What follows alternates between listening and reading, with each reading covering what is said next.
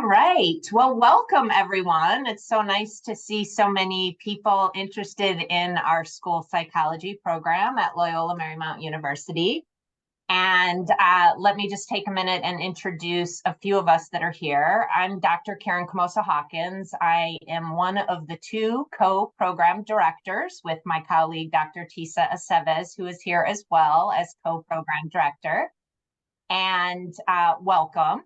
We also have our admissions counselor. I believe I saw Cheryl Hugo log on, so she's here as well. Some of you may have already been in communication with her.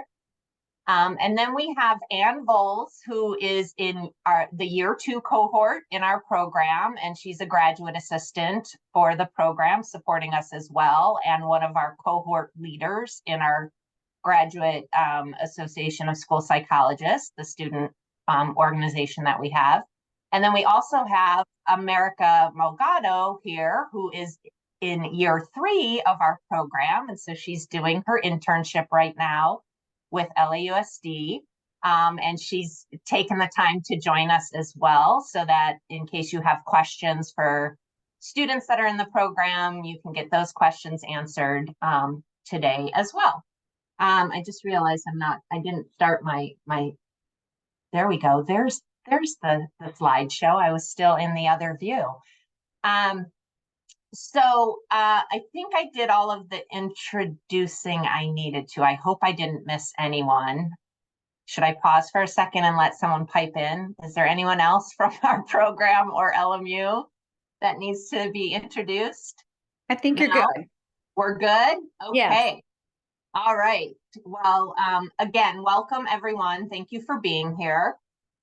We do offer an on-campus as well as an online program. So there are 2 different options for you to consider. And you will actually, ultimately, if you decide to apply to our program, you will choose which program that you are applying to, either the online or the on-campus programs. All right. And there we have our welcome again. Have we welcomed them enough, Dr. Aceves? Did you want to do any further welcoming? No? No, Good. but I am excited to see so many folks here. And just to remind everyone, Dr. Camosa-Hawkins is going to go through some important information regarding the program. So we're going to leave questions for the end. If you could jot anything down as you're viewing and hearing the information, and we'll make sure to have time at the end. And if we don't answer your question, we'll make sure to follow up. Thank you. All right. Keeping me honest always. All right. We're going to start with a program overview. As I already mentioned, we do have an on-campus cohort and an online cohort. And it is a 3-year cohort program. So that means that you enter year 1 with the same group of folks, and you go through the entire program, year 1, year 2, and year 3 with the same cohort of colleagues. And sometimes I think actually in year 2, there are a couple courses that, whether you're in the in-person or on-campus cohort or the online cohort, I feel like I'm mixing those up. But there are some online courses in both, or some hybrid courses that have some online components. But the on-campus cohort is primarily an on-campus program. So over the course of the 3 years, you will earn a master's in educational psychology at the end of year 2. Technically, it's not a terminal degree because it is a 3-year program that leads to an EDS, or a specialist degree in school psychology, at the end of year 3, along with your California Pupil Personnel Services, PPS, credential in school psychology. And so by the end of the program, you will be eligible to become a nationally certified school psychologist, and be eligible to one day also become a licensed educational psychologist if you so choose.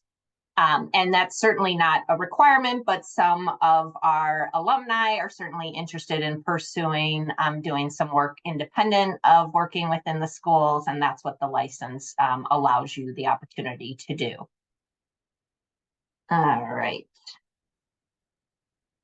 So just to kind of briefly touch on each year in the program and what we cover. The focus year one is really making sure that we introduce the foundational skills and content knowledge that you need. So what is it that school psychologists do, and what does it take to be a school psychologist in the schools? We do have some field-based assignments that help you connect theory to practice in year one. And then courses are offered 2 to 3 evenings per week. So we take a lot of care in making sure that we, have some courses that are back to back for you to kind of minimize the number of times you need to come on campus or the number of times you need to log on to Zoom each week.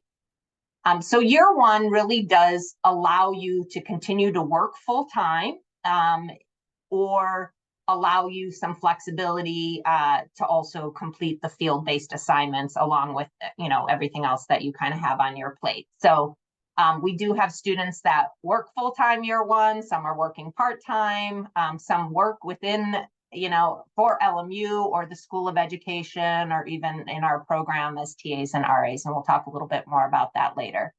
But that's just kind of year one snapshot of what to expect.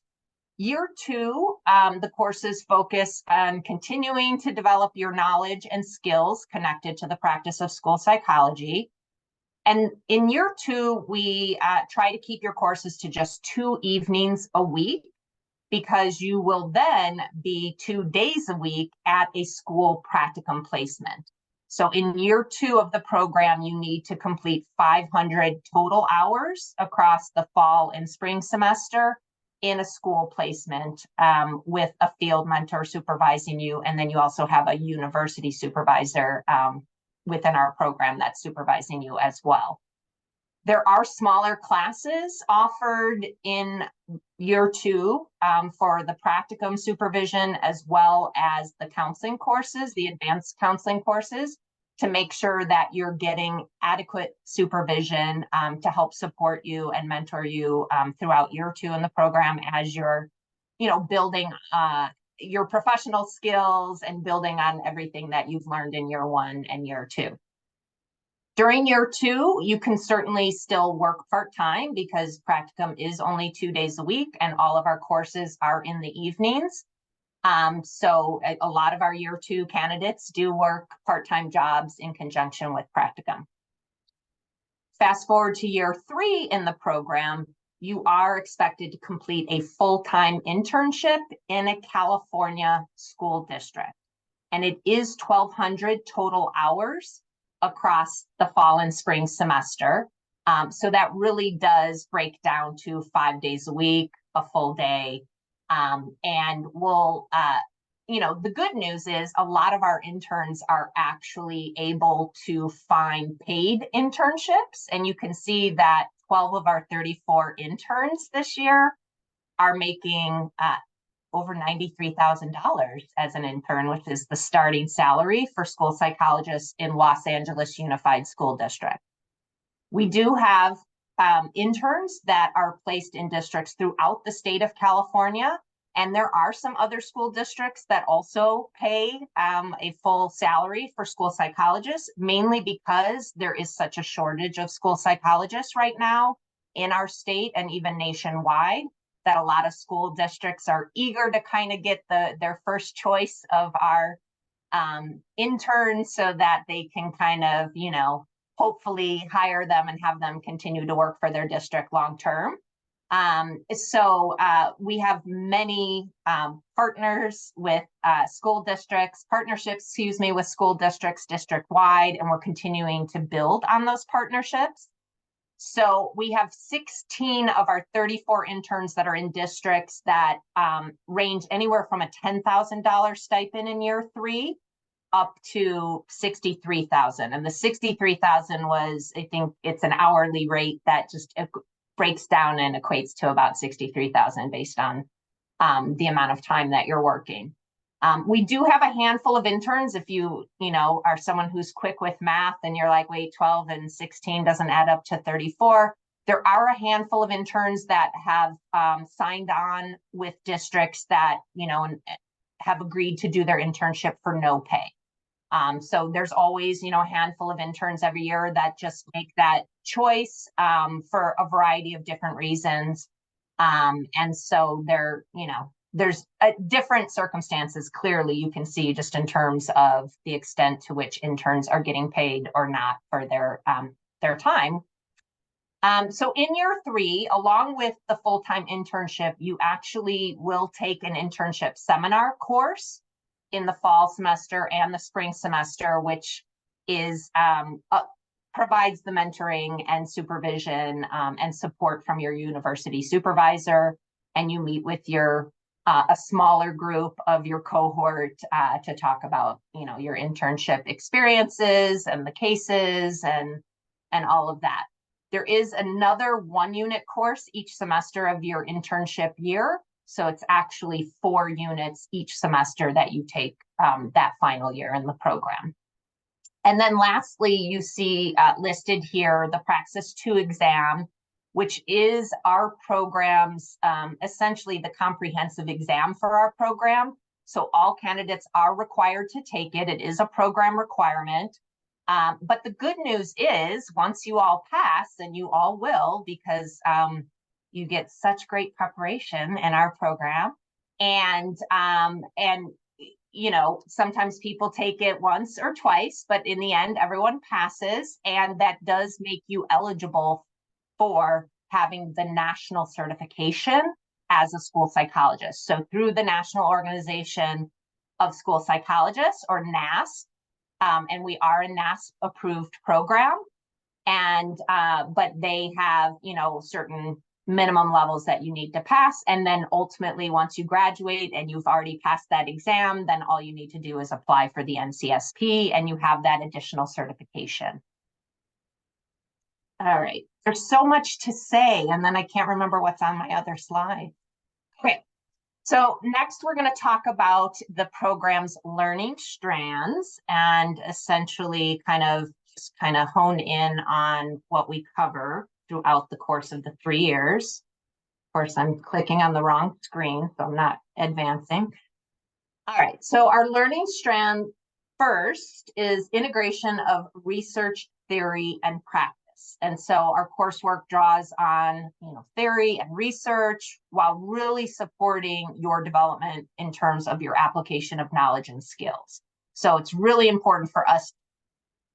It's really important to us for you to learn the theory, learn the research, and then be able to apply that and put that into practice out there in the field, working in the K through 12 or PK through 12 world. The next learning strand is leadership development, and that's a big part of our program that is integrated throughout all of our coursework in all 3 years, where we want to make sure that we're training you to be leaders in the field. And so we really emphasize focusing on strength in order to be effective change agents. So there's a lot of work to be done out there in our public and private school systems to support children and families. And we are, going to do our darndest to make sure that you are well prepared to take on those leadership roles and make some of those systemic changes. So not just making an impact at the individual level, but more broadly at the systemic level. Our third learning strand is self-care, stress management, and burnout prevention. So this is another component of our program that we take very seriously and talk about year 1, year 2, and year 3. And in fact, in year 3 in the program as interns, our interns are expected to log at least 2 hours per week of self-care. So that's how seriously we take it. We want to make sure that you have the skills and tools and strategies to really sustain a lifelong passion and be effective practitioners in the field. So we, do our part to really integrate learning activities throughout the program to really promote your wellness and work-life balance. And that really is how we approach, I think, the teaching and training that we do. Is we think it's really important, the whole person, right? And that's what we teach you, to really approach the work that you do holistically as well. And so that is just one component, that wellness component, and work-life balance is really important for you to be effective in the short term and long term. And it certainly helps just in terms of balancing all the demands of graduate school as well. Our next learning strand is positive mental health, motivation, and resilience. So our program really has worked hard to shift the deficit paradigm and teach more of a research-informed, evidence-based approach or practices to build academic and social emotional resilience for all students.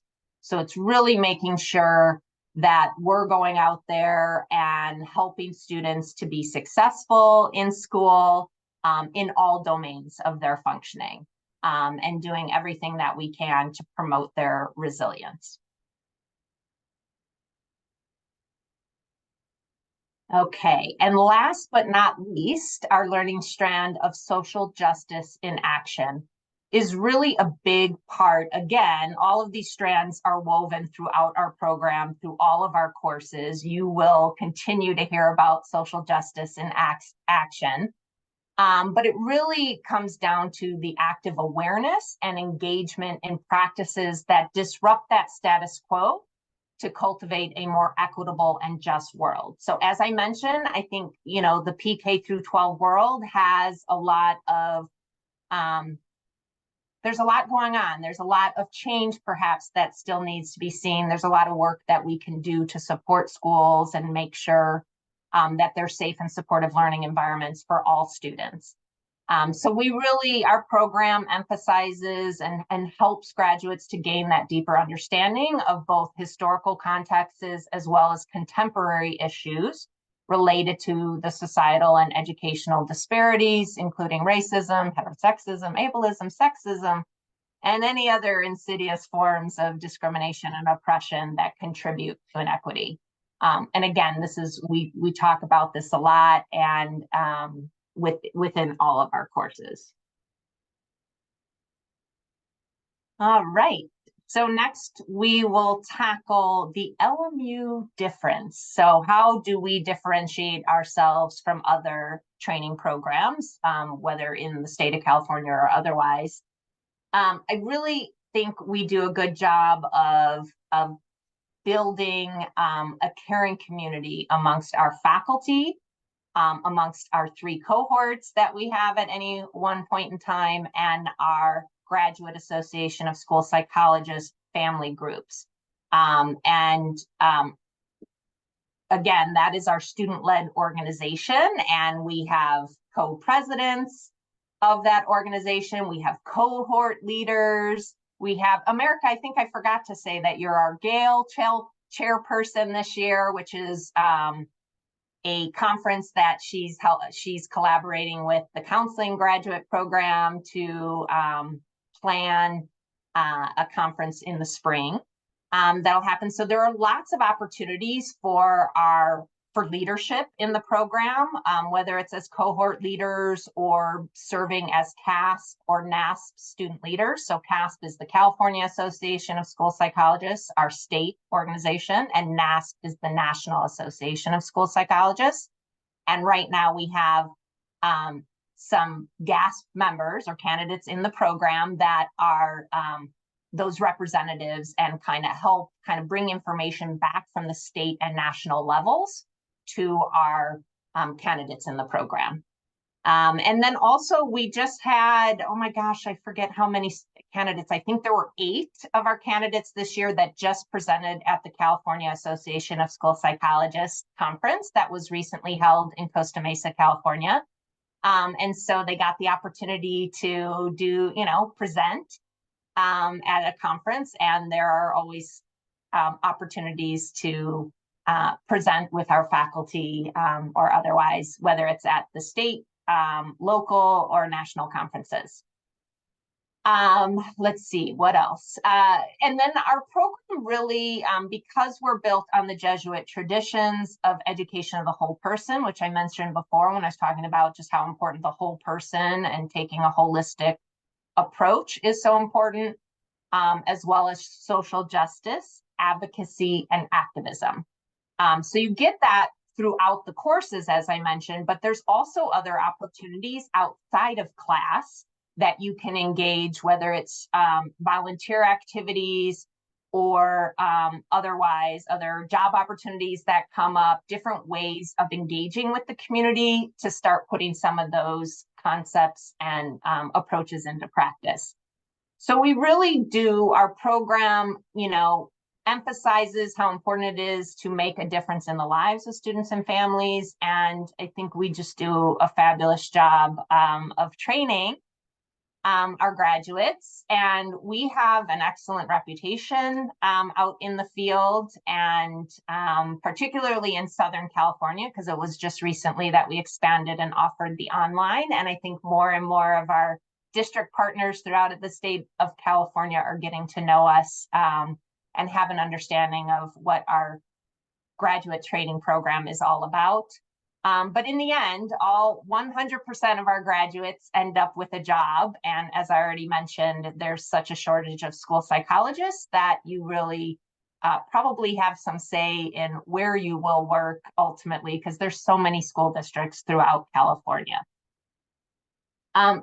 Aceves, did you want to mention anything about Tiger or some of the, because we have a picture here, I think, right? Or Yeah, it might be from the family class.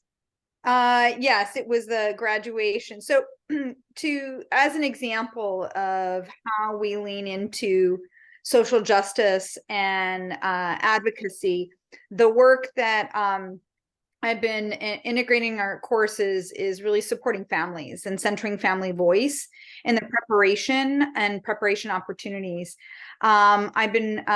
We work alongside community nonprofit organizations, including Learning Rights Law Center, where we participate in parent training for families who have children with disabilities to learn how to advocate for their child and support their services and programming in the schools.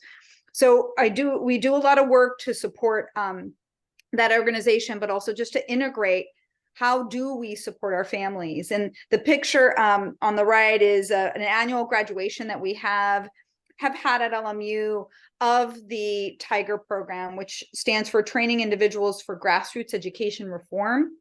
And so that was a photo that was actually pre-COVID, but now we had our last graduation in the summer as part of summer coursework related to supporting families and community organizations as a school psychologist. So we integrate a lot of experiences with real world, both school-based and community-based work to support students and families. So that's just an example.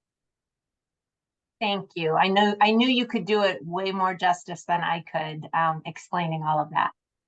So some of the other pictures you see on the screen are just, we have a couple from, it looks like some groups of candidates and one of our former faculty members, or faculty emeritus, excuse me, who presented at some conferences. And then in the upper right-hand corner is a recent photo from one of our 5K walk runs, right? That some of our faculty and some of our candidates actually did in the LA area. So for those who lived close enough and could join that activity. So that was one of the activities that GAS planned, or event that GAS planned, among many others. And if you have more questions about that, I'm sure Anne and America could answer those questions at the end. All right, I think we've got a few more slides. So this is just some of our third-year candidates. So these are candidates right now who are doing their internships throughout the state of California. As I mentioned, we have some down in Imperial County and San Diego, some in Bakersfield, some up north, Northern California, one out in Palm Springs. I'm trying to think where all of my interns are at right now. And then plenty, obviously, local in Southern California as well. All right, come on, cursor. There we go. All right, so we're at the point of addressing any questions or answers that you have. But before we kind of jump into our Q&A, let me just show you our final slide before I forget. I want to make sure that you're aware that there are these other student resource sessions happening today that you can log on to. There's one on financial aid for half an hour, then one from our career and professional development services, and then lastly, international admission. And those are the times there, which I believe you already have that information, but I wanted to make sure that you were aware of those additional sessions once we wrap up here. All right, I'm going to stop sharing my screen so I can at least see some of you. And I haven't been looking at the chat box at all. I can read the questions for you, Dr. Camosa-Hawkins. The first one earlier was, when can you apply for the LEP? I know. See, I should have studied up before I came. I think you have to have your credential for 3 years before you can apply. Will the PowerPoint be available for folks who registered for today? Just a quick question. Great question, and I believe we do make it available. We can keep track of it on our website. Yeah. Right. We could either if they signed up for it, we can send it out through that. Yeah. Galilea had a question about prerequisites of the program, so I don't know what those are. I don't know if you are still in the room, but the other part of the question is, are we looking for candidates that have any research experience? So we definitely look at that when we're considering all applicants for the program. It's not necessarily a requirement for the program that you have the research experience, but it certainly is one aspect of your application.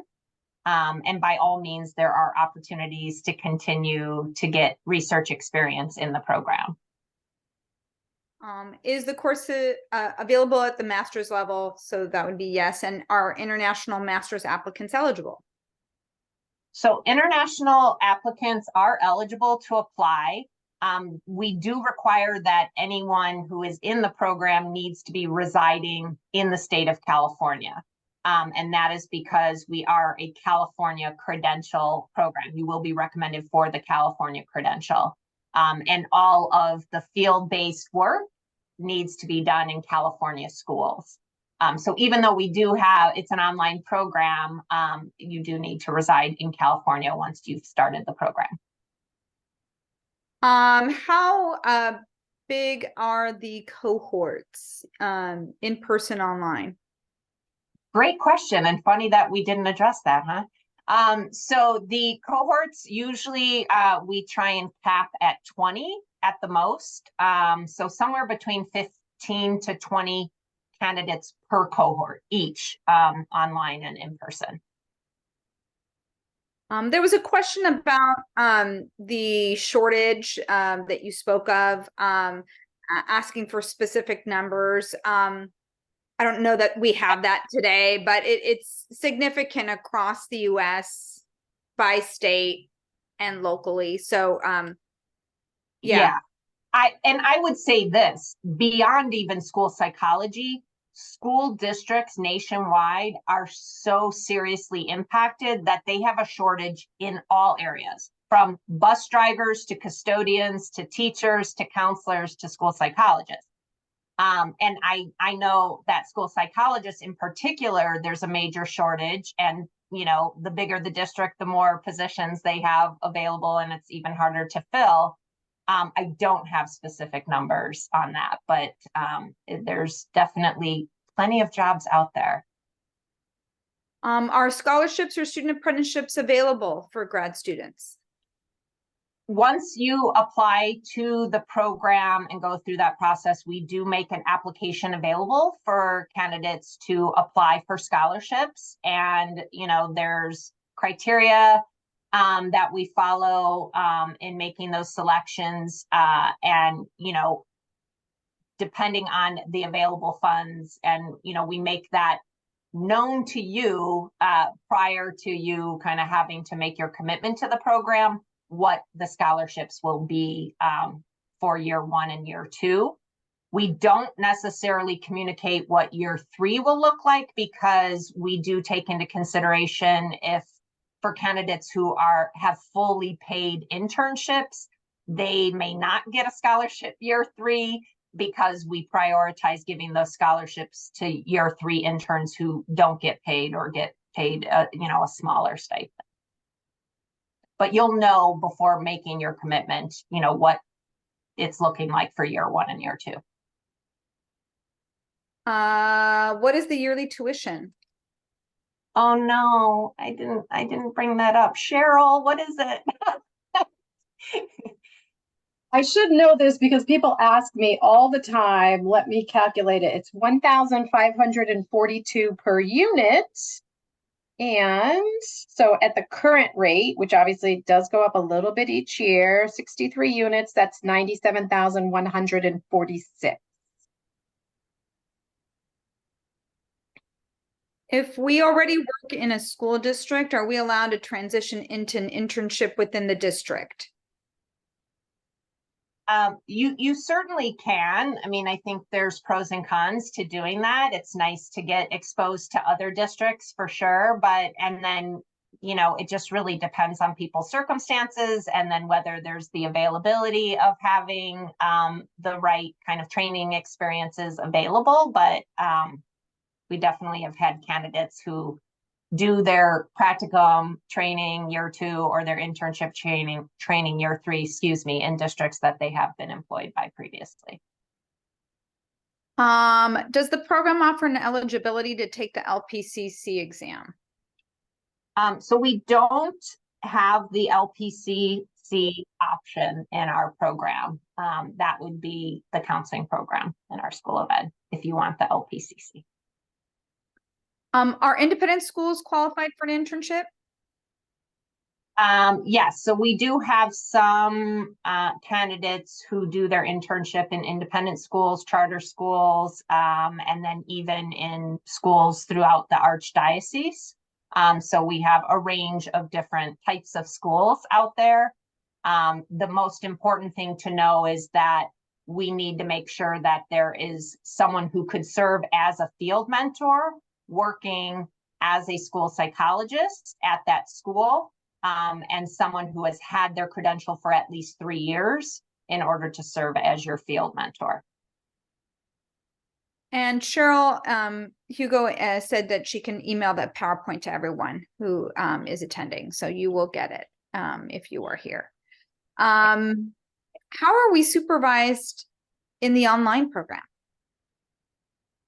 So the online program, you will do your field-based training in a school district local to you.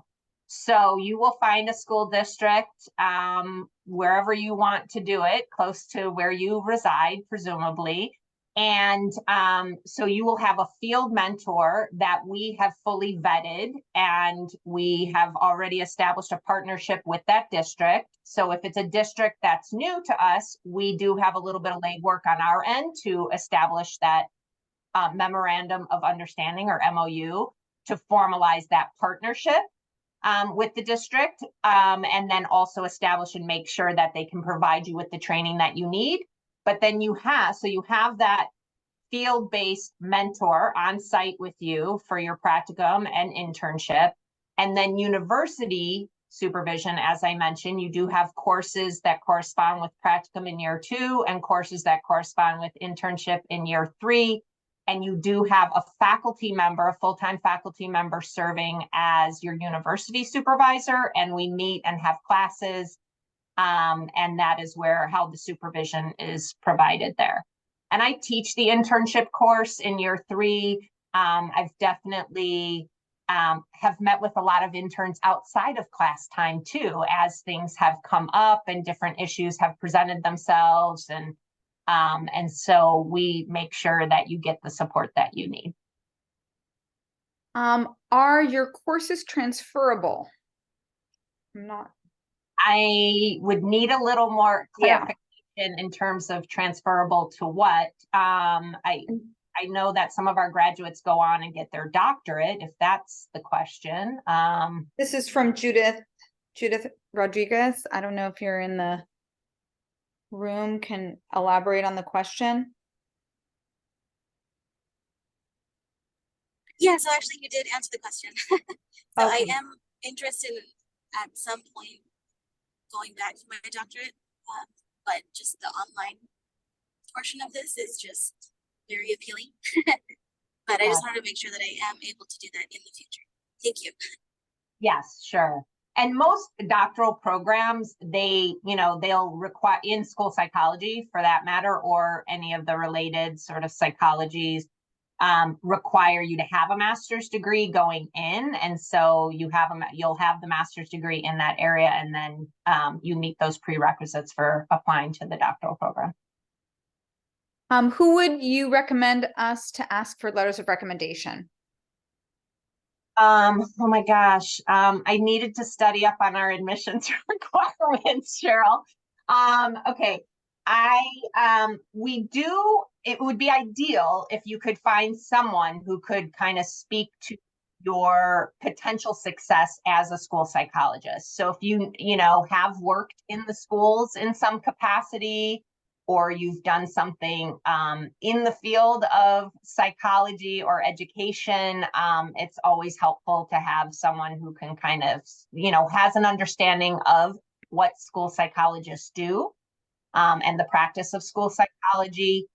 So if at least one of your recommenders, have that knowledge and have an understanding of kind of what your experience that relates to the field of school psychology is. Did I do that justice, Cheryl? Okay. Yeah, I was looking at the information packet while you were talking, and yeah, you pretty much said it. Okay, great. Okay. I'm really pulling it out from back here at this point. All right. How many courses are there per week with the online course? So our program of study, we didn't share that as part of the PowerPoint, did we? But either way, it depends on the year in the program, but there will be in year 1, 2 to 3 evenings a week where you have courses, and then year 2, it's 2 evenings a week, and then year 3, it could be 1 or 2 depending on the schedule. And I'm trying to bring up the program of study really quick. For some reason, I was thinking it was in the PowerPoint. Come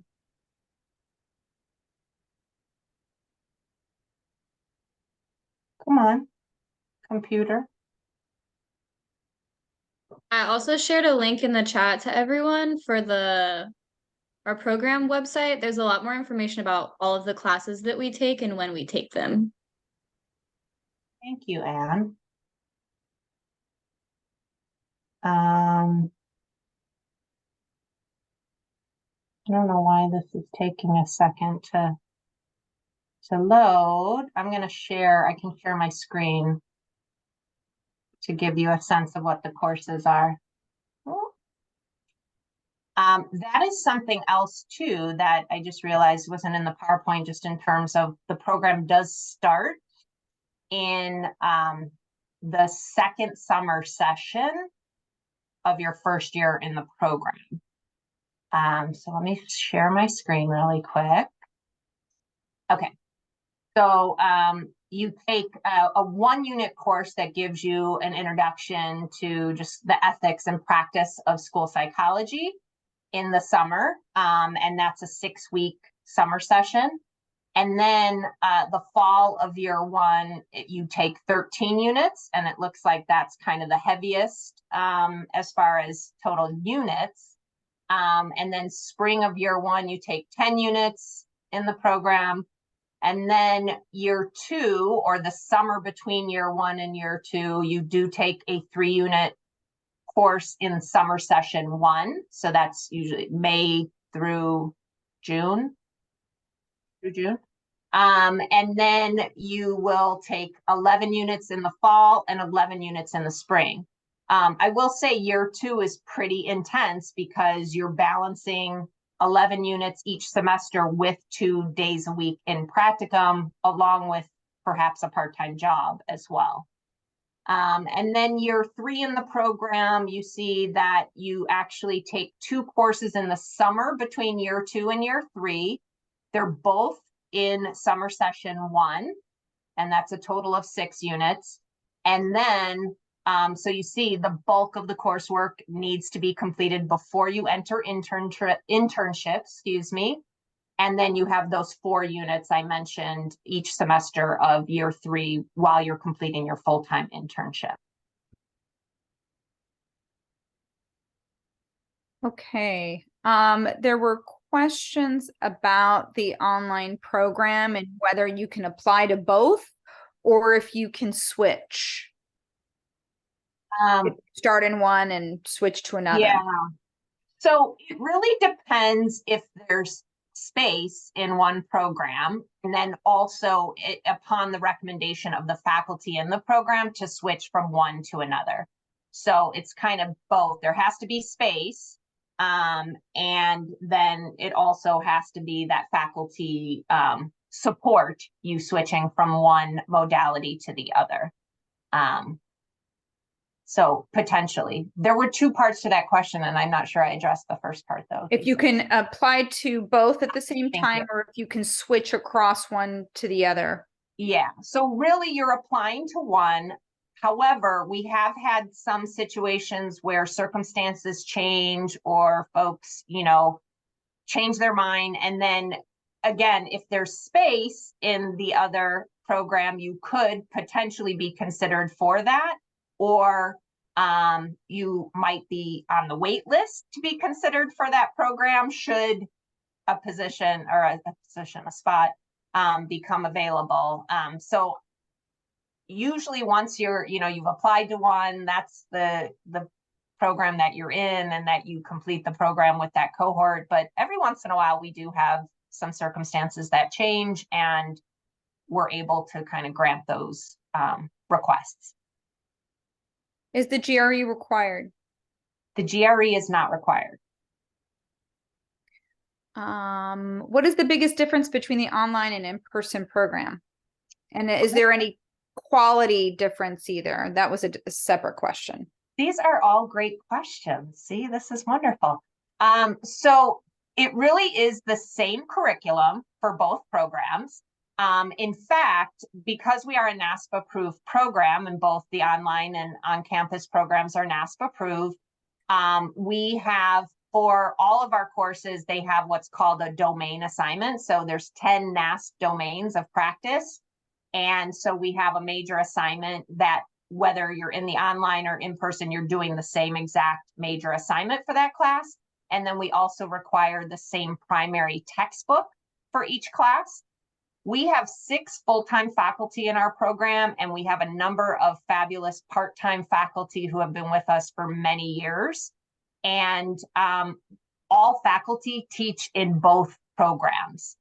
So you really will, honestly though, as I said that, I've only been teaching online courses, so maybe minus me, but I think everyone else teaches in both programs. Yeah, I would say the overwhelming majority of our faculty teach in both. So it really is, they're equivalent programs, they mirror one another. And that actually leads me to another point, is that our online program, there is a requirement that it is minimally 50% synchronous, meaning minimally 50% of the time you are logging on during class time and you have face-to-face with the faculty and your colleagues in the program. And then there may be some asynchronous components to the program, and just in terms of us kind of making sure you're getting all of the practice and application, like sometimes there's those hybrid components that I mentioned earlier. And that's whether it's in person or on campus. But they really are truly the same programs, same requirements, same expectations, and you're getting that field-based training local to wherever you're residing. I'm going to give you a break and put America on the spot. One of the questions had to do with how you feel the program has prepared you for your current internship. Yes, hello. Hi. So I am currently year 3 and completing my internship with LAUSD. I am in the paid program, in the paid internship, and I feel that LMU has really, really, really prepared me for this moment. Throughout our educational career, I've learned all the foundational skills, and I've been able to apply them properly into the field, which has given me an advantage. And I really, truly believe that they were able to lead me to my internship interview, as well as for the praxis. I felt that with all the knowledge I learned, I was able to pass the praxis pretty easily. So that is a little bit of my input. Any questions? And then any questions? Thank you, America. And congrats on passing the praxis. And then Anne for practicum. Practicum is you're in your second year. Yeah, so I'm completing my practicum right now with Culver City Unified School District at one of the elementary schools and at the middle school. My answer is pretty much the same as America's, except for practicum instead of internship. I felt extremely prepared, and I know myself and a lot of other people in my cohort were already working on cases like on our own. Obviously, we have field mentors to support us and answer any questions that we might have, but in short, yes, especially with how much our classes in our first year focused on the assessments and interpreting assessments, I felt and do continue to feel extremely prepared for practicum. Yeah. Okay. There was a question about in year. Okay, that was already answered. How much? Let me see. I currently. Oh, there's more. Sorry. I currently work as a care manager for a nonprofit. Like to know the program emphasizes not only assessment, but taking the child's socio-emotional needs into consideration.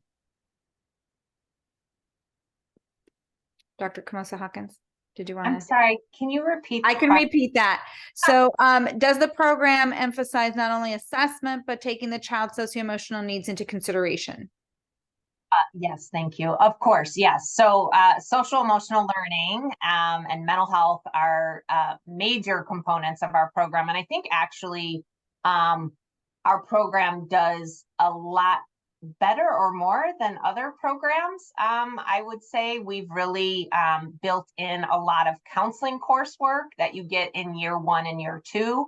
So you're learning how to provide both individual and group counseling, and you're getting advanced counseling skills classes, like I had mentioned earlier, with kind of the smaller size. So you're getting that supervision when you're out there actually putting those skills into practice during practicum. Okay. There were some more career-focused questions. Okay, here's another one. How does your school psych program differ from your school counseling program? So I would say that the primary distinction between school counseling and school psychology, school counselors have a range of activities as well and a variety of different roles, but they're really focused on the counseling and guidance and those types of activities. And school psychologists also do counseling, but less of the advisement kind of side of things, and more of that individual and group counseling, more addressing the social emotional learning. School counselors also address that. But school psychologists do a lot in terms of assessment. They provide a lot of consultation to all school-based professionals, teachers, other service providers, administrators, families, parents. And so they're providing a lot of direct and indirect service. Oh my gosh, what else am I missing? There's just so much that school psychologists do. And there is a lot more to the job of a school psychologist than a school counselor. Not to minimize what school counselors do, because they definitely serve an important role. But school psychologists, that assessment piece, I think, and consultation piece, and intervention and systemic change and, all of that really, I think, differentiates school psychologists from school counselors. Did I do that justice, Dr. Esteves? Yeah, I think a school psychologist has the ability to, I think it's that last piece of the structural systemic change. So if there are major concerns related to academic performance achievement, social emotional, the social emotional functioning of students and any number of areas of concern, the school psychologist is a pivotal person in really leading efforts towards making change within a school site. They're seen as a leader in many areas. And so there's a lot of growth and opportunities for changing the direction of a school site. Whereas a counselor, I think, has a pivotal role, but isn't necessarily plugged into leadership opportunities. That's my sense. That's my sense in terms of the difference. How much math is involved in the career? Well, so as someone who's always hated math, I've done just fine. There isn't really, you have to obviously kind of have a mind for details and an understanding of statistics and applying statistics when you talk about the psychometrics, when it comes to the assessment measures that you will administer and score and interpret and analyze in terms of kind of making database decisions. So, there's certainly some, you need to have some basic math skills and some background in statistics. And then we do have, we build on those foundational skills within our assessment courses and our research method course. This is a meaty question. Compared to other programs within the School of Education, how competitive is the school psych program compared to other ones? I'm also looking at the transformative education program. I have no idea how we compare to other graduate programs in our School of Education in terms of the competitiveness. I think what's most important when you're considering applying to a graduate program, first and foremost, you need to be clear on the career path that you would like to pursue. I think you're making a major investment in terms of your trajectory as a professional, and you're going to invest a lot of time and energy and money into this graduate training that you're going to do. That will yield great opportunities, for your professional growth and for you to really make a big difference in the lives of children and families. So I think just doing your due diligence in terms of doing the work as far as exploring what is a school psychologist, is this really something that seems to fit with me and my career goals and where I see myself. I would encourage you to go to nasponline.org if you haven't already done that. That is the National Association of School Psychologists website. They have lots of information there, lots of great resources. As does our website, provides some information too, but NASP's website really has a lot of great resources to help you kind of figure out, is this the right path for me to take? Let's see. Acceptance rate. Is there an acceptance rate available? I don't know that we have an acceptance rate available either. And I don't know, I don't see if Cheryl's still here or not to answer that question, but, and I'm not sure if she has that information either. I think there's just, it varies from year to year as far as how many students actually apply. And so I'm sorry, I don't have a better answer on that one. You can send that question to the admissions team as well. There, Cheryl put it in the chat Oh, good. Okay. to send your questions to the soeinfo@lmu.edu, or setting up an appointment to ask additional questions. This one, what is the biggest tip you could give to a first-time applying graduate students?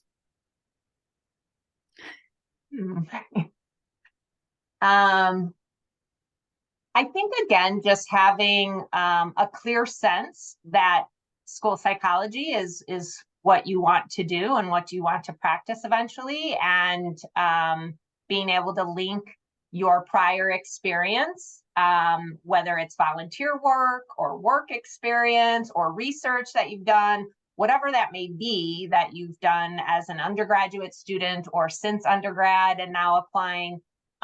Just try and kind of make those connections in terms of your application, and then ultimately, you know, that'll come through in, you know, essays that you write as part of the application process and the interview that you do. And we do group interviews, you know, for those that are invited. So it's 5 o'clock. We'll take a look at the questions that were in the chat to make sure that we've answered them. And again, you can make an appointment with the with our where is it? The admissions team, soeinfo@lmu.edu, or to make an appointment. I'll repost that particular on Alex, I see your hand is raised while Dr. Aceves is reposting that. Do you have a question? Hi, I just had a quick question. I was just wondering, when you might have mentioned this, I just don't remember, but when do you typically find out admission results, or when do you typically find out if you have you're like able to do an interview?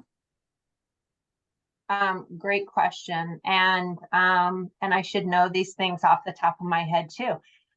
So the application, the priority deadline is the first Friday in February. And then applications will continue to be accepted until March 31st. But I will say that we do make offers for those interviews. We already have a week scheduled out in March. And depending on if there's still, you know, space available after we do that first round, you could potentially be invited later. And then ultimately, the interview is scheduled during the first 2 weeks of March, excuse me. And then all school psychology programs in the state of California actually have April 15th as kind of that deadline for making your commitment. So once you've been accepted, there is kind of that narrow window of time to make a decision and make a commitment. Thank you. Sure. Should we take one final question before we? Sure, maybe just one, given the time. And I'm going to butcher your name. Anakella? Anakella?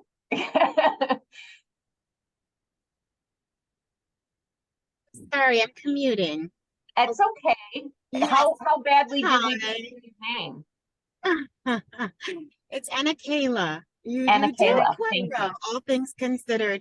I'm actually quite pleased to hear that I'm the last question, because I was deliberately wanting to take up any part of the meatiness of the middle of this meeting, because I think I probably represent a unique population in that I am a graduate of a different LMU program. I have a master's from your Marriage and Family Therapy Clinical Art Therapy program, and I'm probably significantly older than most of the people on this call. I have 3 children, and my journey has been such that I find myself strongly considering this degree. And my question is actually pretty cut and dry. Do you think that it's realistic for somebody with 3 children?